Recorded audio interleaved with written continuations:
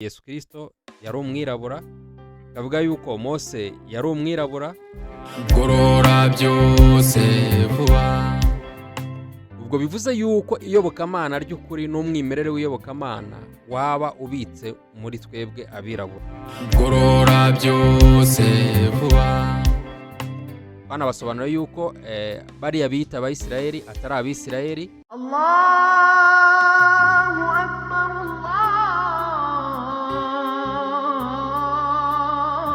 Allahu Akbar.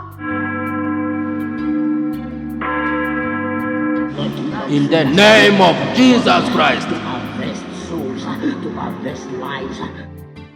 Nk'uko Mose yabitubwiye, utazi yavana amenye yajya. Nimuze tujye inama, gorora byose vuba. Gorora byose vuba. amahoro nshuti bakunzi bagorora byose vuba. Turagarutse nanone mu kiganiro cya gorora byose vuba, muri gahunda ya gorora byose vuba kuri channel yanyu gorora byose vuba. Ibiganiro byacu rero nakagaruka, wowe utarakora subscribe ndetse ukaba utabasha kugira amahirwe yo kuba ibiganiro dukoze bikugereraho ku gihe, wareba hasi ugakanda ukazogera, ndetse niba ukunda ibiganiro byacu ni byiza yuko wakanda ku gikumwe kireba hejuru kugira ngo natwe bitugaragarize yuko ibyo dukora bibashimisha. Ndetse kandi niba bitanakunyura ni byiza yuko ujya muri komenti ukaba wagira icyo tubwira, kutubwira ibyo byose mukora ibiganiro mu buryo n'ubu, ariko wenda ntibinyuze. Ibyo biradufasha kugira ngo natwe dutegure ibiganiro bishobora kugira icyo byungura umuryango. Uyu munsi wa none rero ikiganiro tugiye kugarukaho cyangwa se tugiye kuganira gifite insanganyamatsiko igira iti: ese urabizi yuko abitwa abasangwa butaka bishoboka ko twaba twarabeshywe atari bo basangwa butaka, cyangwa se abo bita mu ndimi z'amahanga pygmies cyangwa se les pygmées mu gifaransa, byashoboka yuko baba atari bo basangwa butaka nk'uko bivuga. Reka tuze tubirebera hamwe ikiganiro mu buryo bwimbitse, ariko reka tubanze dushima Imana.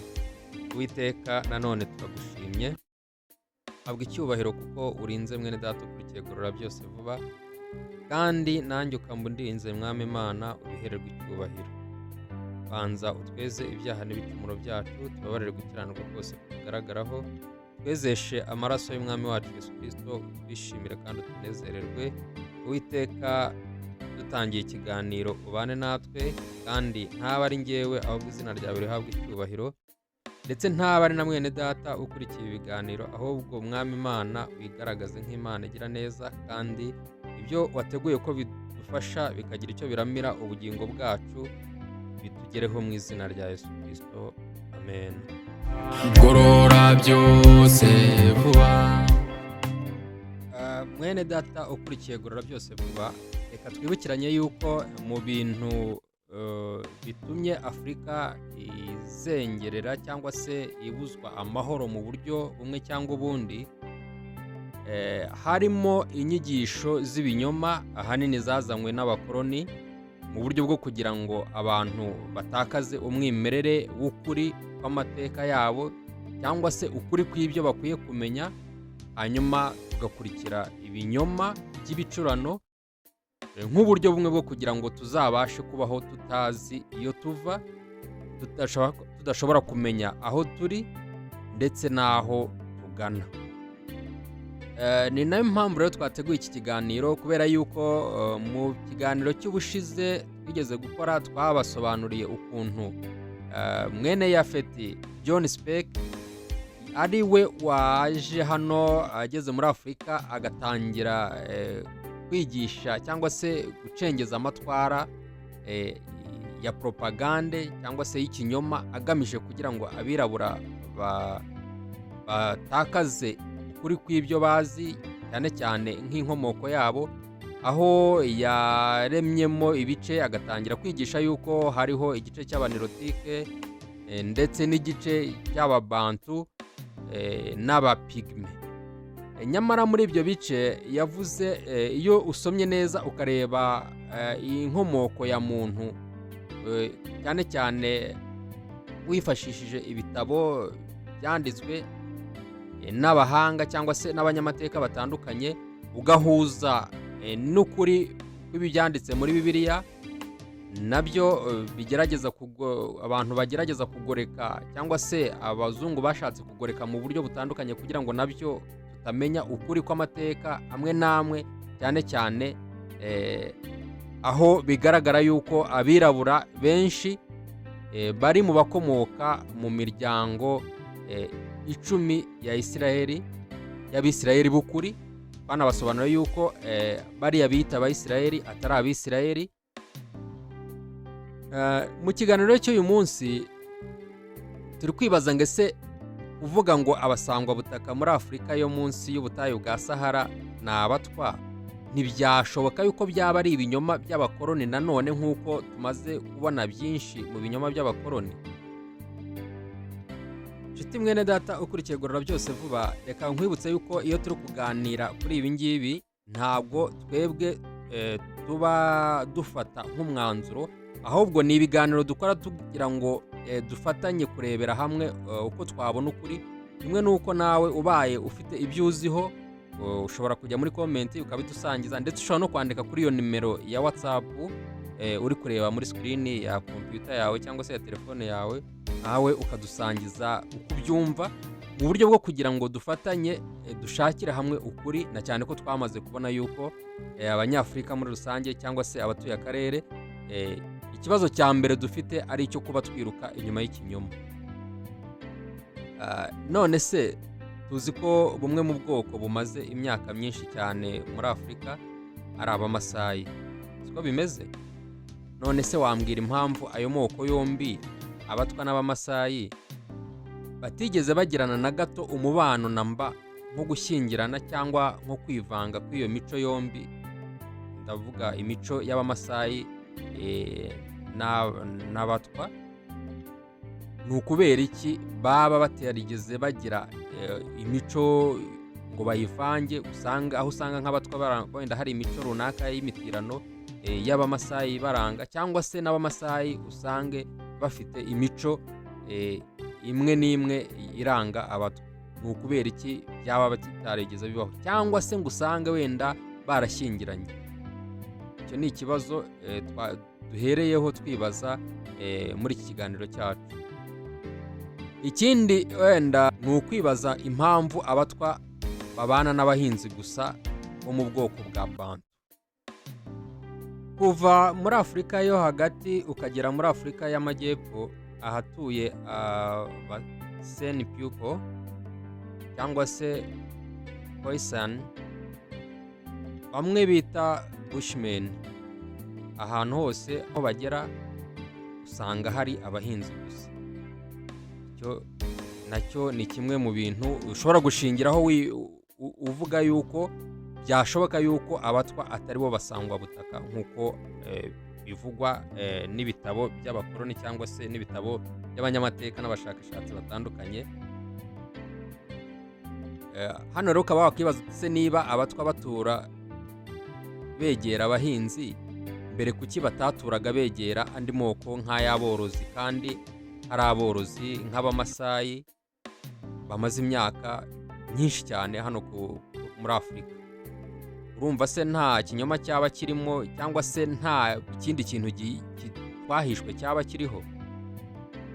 Ni ukuvuga ko bishoboka cyane ko Abatwa n'Ababantu ari yo moko yagendanaga, nuko atura mu karere mu gihe kimwe, dukurikije ibyo tumaze kubona hejuru. Uretse kuba wenda byaba ikinyoma cy'abakoloni bacuze nk'uko bacuze ibindi binyoma byose bituma Abanyafurika duhera mu rujijo, hano abakoloni bashobora kuba barashakaga kuvuga yuko Bantu muri Afurika y'Epfo batwaye ubutaka bw'abatwa hari ikindi kintu nanone gishobora guhishwa. Wibuke kandi yuko muri Yeremiya 35 umurongo waho wa 7 atubwira yuko muri Isirayeli abakomokaga kuri Rekabu bari barabujijwe kutazigera banywa inzoga, bahinga cyangwa bubaka inzu, ngo ahubwo bagombaga gutura mu mahema kugira ngo bazabashe kuramba. Ni ukuvuga ko bagombaga kubaho badatura, babaho mu buzima bw'abanomade. Ni nayo mpamvu nk'uko hari ibimenyetso byinshi bigaragaza ko amoko ya Bantu ashobora kuba yari amoko 12 ya Isirayeli yatatanye. Ibyo twabibabwiyeho mu biganiro byacu byahise, cyane cyane ibiganiro biri kuri channel ya Gorora Byose Vuba RTV. Ni ukuvuga ko muri ayo moko cyangwa se muri iyo miryango 12 hiyongereyemo ikindi kimenyetso nacyo nyine navuga ko kitoroheje. Ibyo nyine bigaba byaratumye Bantu bakeka yuko abatwa cyangwa se abakosa ari abarekabu, kubera ko bagendanaga n'Abisirayeli, nuko bose bahazana mu buhungiro muri Afurika yo munsi y'ubutayu bwa Sahara. Ndetse bikekwa ko Abisirayeli ba mbere bagize imiryango 10 bahungiye muri Afurika mu mwaka wa 722 mbere ya Yezu, ubwo ubwami bwa Samariya bwasenywaga n'Abanyashuri. Kuva icyo gihe amoko 10 ya Isirayeli ntiyongeye gutahuka. Ndetse murabizi neza ko ubwo Yesu yazaga hariho imiryango y'Abayuda n'iy'Ababenyamini gusa muri rusange. Bivugwa rero ko nyuma y'umwuzure Afurika ya ruguru yatuwe bwa mbere na bene Hamu. Ubwo nuvuga ngo ibihugu byatuwe ni birimo Misiri, Ethiopia, Libya na Kanani. Afurika yo munsi y'ubutayu bwa Sahara yatuwe nyuma.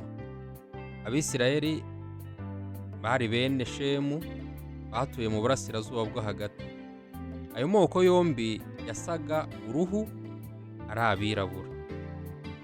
Bibiliya igaragaza bimwe ayo moko yatandukaniragaho. Bavuga yuko bene Hamu bari barebare kurusha Abayisirayeli. Bene Hamu bakundaga kugira cyangwa se kwifuza kugira Abisirayeli abacakara. Abayisirayeli bari bafite imbaraga z'umubiri kurusha bene Hamu. Ndetse hari byinshi Bibiliya igaragaza kuri ayo moko abiri y'abirabura. Gorora Byose Vuba. None se nshuti muvandimwe ukurikiye Gorora Byose Vuba, wowe ibi tuvuze wumvise ari bishya mu matwi yawe? Ese iyo ukoresheje ubwenge bwawe cyangwa se ukaba ufite ubumenyi bundi ufite, ukuri kw'ibi tuvuze ubona ute, cyangwa se wowe n'iki watwunganiraho? Na cyane yuko amateka bivuga ko twahishwe avuga yuko Yesu Kristo yari umwirabura, bikavuga yuko Mose yari umwirabura, bikavuga yuko aba bakurambere bagaragara muri Bibiliya hafi ya bose bari abirabura. Ibyo byose rero tukabihuza n'ikiganiro cy'uyu munsi, nawe tuguha umukoro cyangwa se nawe udufasha kugira ngo ducukumbure tumenye neza ukuri kw'ibyo twahishwe, na cyane ko bigaragara yuko abirabura dukomeje kuba mu rujijo rw'ibintu byinshi, kandi byakabaye bidufasha kwiyubaka no kubaka Afurika yacu, ndetse no kubaka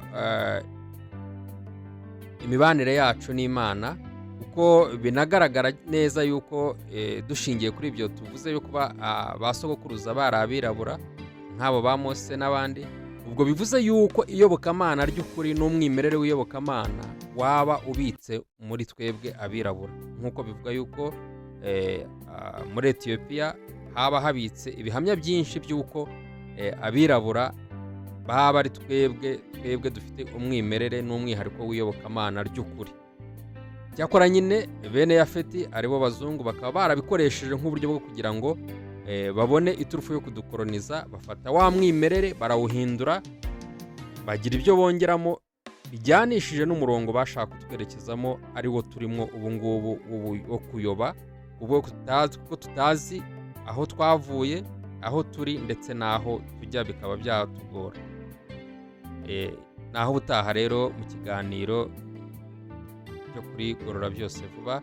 Ubaye utarakoze subscribe wayikora, ndetse iki kiganiro cy'uyu munsi kuri ibi bibazo twibaza twese, niba nawe ufite inshuti cyangwa se abavandimwe, wakora share ukabagezaho iki kiganiro kugira ngo ibitekerezo baguhaye ujye muri comment cyangwa se twandikire kuri iyo nimero kuri WhatsApp, hanyuma natwe cyangwa se ukanaduhamagara tukungurana ibitekerezo kuri iki kiganiro. Murakoze, reka dushime Imana.